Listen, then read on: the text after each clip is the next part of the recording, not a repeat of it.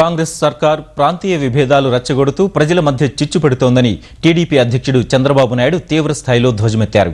సాగునీటి ప్రాజెక్టులపై వివాదాస్పద నిర్ణయాలతో జిల్లాల మధ్య వైషమ్యాలు సృష్టించిందని శ్రీకాకుళంలో జరుగుతున్న మీకోసం యాత్రలో ఆయన విమర్శించారు. దేవేంద్ర గౌడ్ రాజీనామా కలకలం సృష్టించిన యాత్ర కొనసాగించేందుకే మొగ్గు చూపిన చంద్రబాబు ప్రజల కష్టాలను అడిగి తెలుసుకున్నారు. గొర్రెల కాపరులు, నిర్వాసితులతో మాట్లాడారు. ప్రభుత్వ పథకాలన్నీ కాంగ్రెస్ నాయకులకు డబ్బు సంపాదించే మార్గాలుగా మారాయని ఆరోపించారు. ఇందిరమ్మ ఇళ్ల నిర్మాణంలో భారీ ఎత్తున అక్రమాలు జరుగుతున్నాయన్నారు. మీకోసం యాత్ర ఇవాళ సోంపేట, ఇచ్చాపురం, పలాస, టెక్కలి నియోజకవర్గాల్లో సాగనుంది. ఒరిస్సా గవర్నమెంట్ అక్కడ ఆనకట్ట కట్టి నీళ్లు రానియకుండా చేసే పరిస్థితి అయింది. అసలు ఎడారిగా మారిపోయే పరిస్థితి వచ్చే పరిస్థితి వచ్చింది. ఇక్కడే కాదు, గ్రామ గ్రామానికి తగరాదు పెడుతున్నారు, జిల్లాకు జిల్లాకు తగరాదు పెడుతున్నారు, ప్రాంతానికి ప్రాంతానికి తగరాదు పెడుతున్నారు.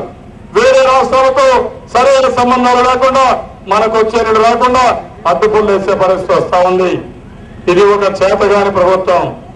ఈ రోజు ప్రభుత్వం చూస్తే జలయజ్ఞం అన్నారు. జలయజ్ఞం కాదు, అది ధనయజ్ఞం.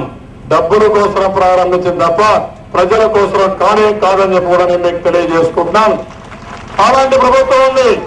ఇది ఒక చేతగాని ప్రభుత్వం, అసమర్థ ప్రభుత్వం, పేదవాళ్ళ వ్యతిరేక ప్రభుత్వం, రైతుల వ్యతిరేక ప్రభుత్వం అని కూడా నేను మీకు తెలియజేస్తున్నాను.